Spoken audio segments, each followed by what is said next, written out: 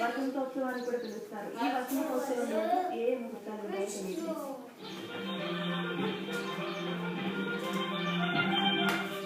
ఇక ఈ 16వ తారీఖు నుంచి ప్రారంభమై ఈ ఆదివారం నుంచి వచ్చేటువంటి శనివారం వరకు విశేషమైనటువంటి ముహూర్తాలు వస్తాయి.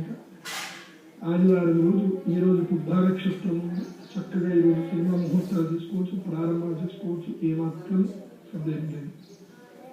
రేపు 17వ తారీఖు సూర్యోదయం 6:23 ప్రారంభమవుతుంది. ఈరోజు చాలా విశేషంగా పాఠ్యమి తిథి ఉత్తరాఖండ నక్షత్రంతో కలిసి వస్తుంది. యోగాలను కూడా కలిసి వస్తుంది. ఈరోజు సాయంత్రం సినిమా ముహూర్తాలు కలిసి వస్తాయి. తర్వాత ఈరోజు విశేషంగా అంటే సోమవారం రోజున 17వ తారీఖు మార్చి 2014 తారీఖు రోజున విశేషంగా సినిమా రంగానికి సంబంధించి ఎవరైతే కనుక కథా చర్చల విషయాలు, సాహిత్య చర్చల విషయాలు చేసుకోవచ్చు. 18వ తారీఖు హస్త నక్షత్రం ఉంది, సినిమా ముహూర్తాలు లేవు, కేవలం సాహిత్యపరమైనటువంటి చర్చలు. తర్వాత కళారంగానికి సంబంధించి నాట్య కళాకారులకు ఏదైనా సరే కొరియోగ్రఫీ రిలేటెడ్ వర్క్స్ చేసుకోవచ్చు.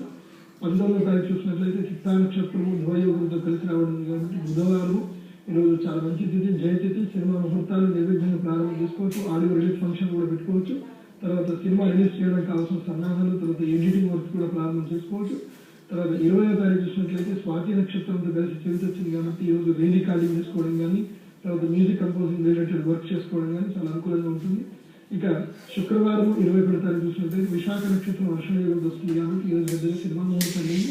కానీ ప్రొడ్యూసర్స్ మాత్రం ఏవైతే కనుక ప్రభుత్వపరమైనటువంటి చర్యలు కానివ్వండి, ప్రభుత్వం సంబంధించిన పర్మిషన్లకు, సెన్సార్ పర్మిషన్లకు సంబంధించిన వర్క్ చేసుకోవచ్చు, బాగా అనుకూలంగా ఉంటుంది. 22వ తారీఖు అనురాధ నక్షత్రం వజ్రయోగంతో ఉంది కాబట్టి స్టంట్ మాస్టర్స్ విశేషమైనటువంటి స్టంట్స్ వేయడం కానీ, తర్వాత సినిమా రంగానికి సంబంధించి విశేషమైన చర్చలు చేసుకోవడం, కాంప్రమైజ్ ఇత్యాదులు ఏవైనా సరే డీలర్స్ తోటి, తర్వాత డిస్ట్రిబ్యూటర్స్ తోటి మాట్లాడడం, ఇవన్నీ కూడా చక్కగా చూసుకోవచ్చు.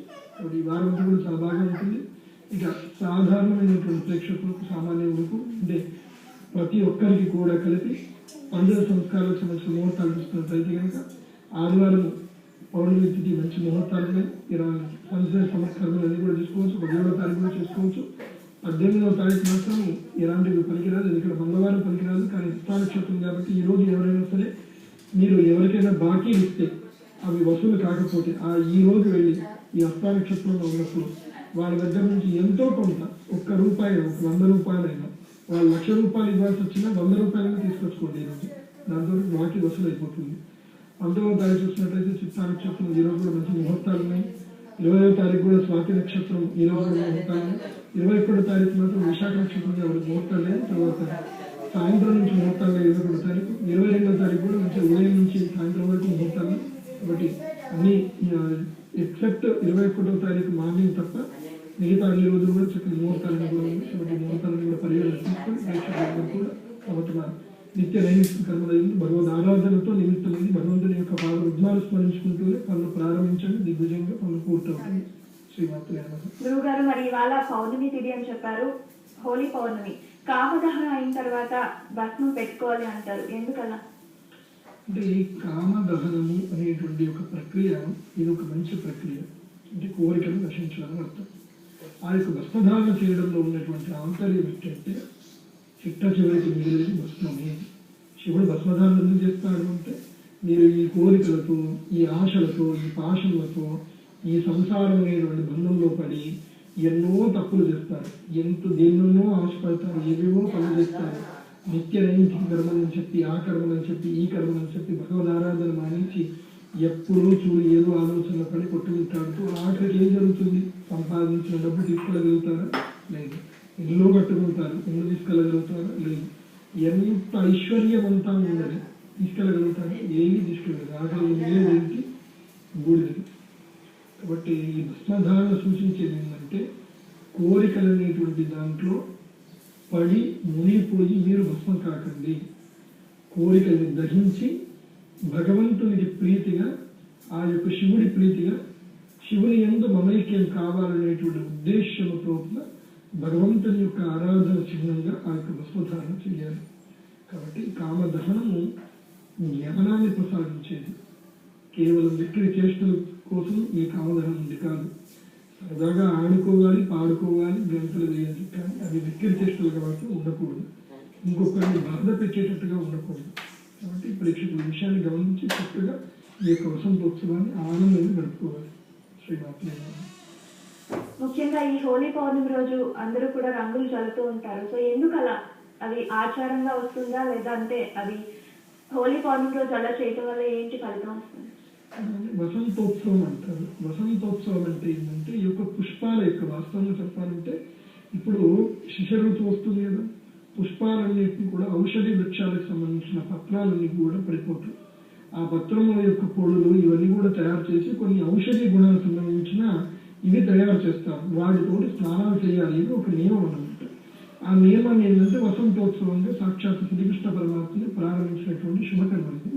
కాబట్టి అలా వసంతోత్సవం అనేది ఒక మంచి క్రియ అనమాట. దీనికి గంధం పుష్పం. వసంతోత్సవం అంటే మీకు మైసూరులో అక్కడ చేస్తూ ఉంటారు. గంధాన్ని చక్కగా కేసరి, గంధము ఇలాంటివన్నీ కూడా తీసుకొని వాటితోటి వాళ్ళు ఆడుకుంటూ ఉంటారు. వాస్తవమైన ఒరిజినల్ చూడాలంటే గంధము, పన్నీరు ఇలాంటి వాటితోటి అక్కడ సహజ సిద్ధం అనేది ఆడుకోవచ్చు. ఇప్పుడు అంతా కెమికల్ యాసిడ్స్ తోటి కలిసిన రంగులు వేసుకుంటున్నారు, కళ్ళు మండుతున్నాయి పిల్లలకు, కొంతమందికి అయితే కళ్ళు వేరే సందర్భాలు ఉన్నాయి. కాబట్టి కాస్త జాగ్రత్తగా ఉండండి. మరి ఈ వారం యొక్క భవిష్యవాణి గురించి తెలియజేయండి.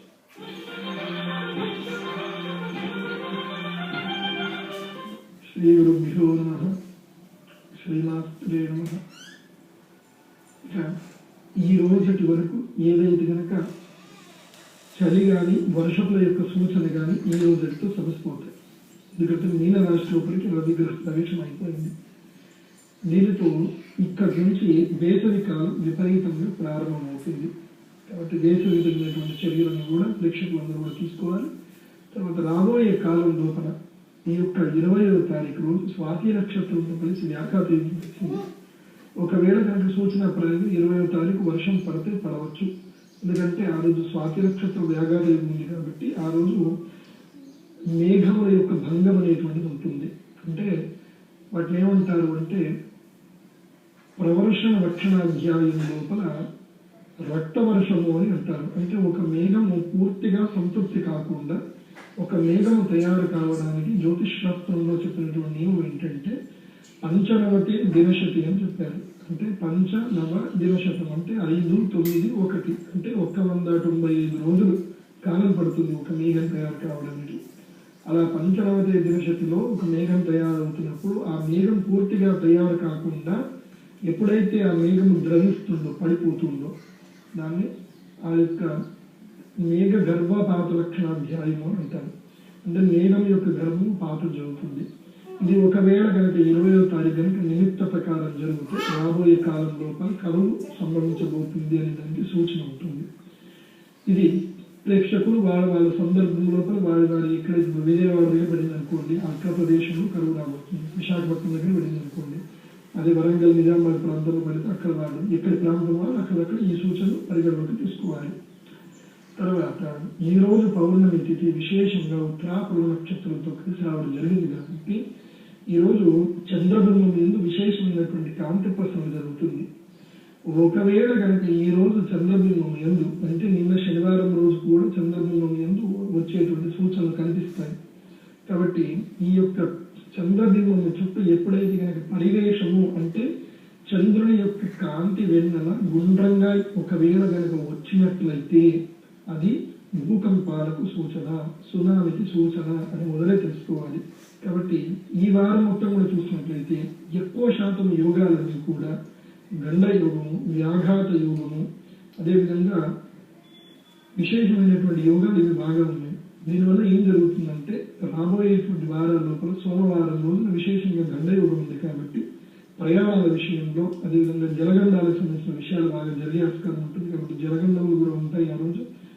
జలగండాల విషయాలు చాలా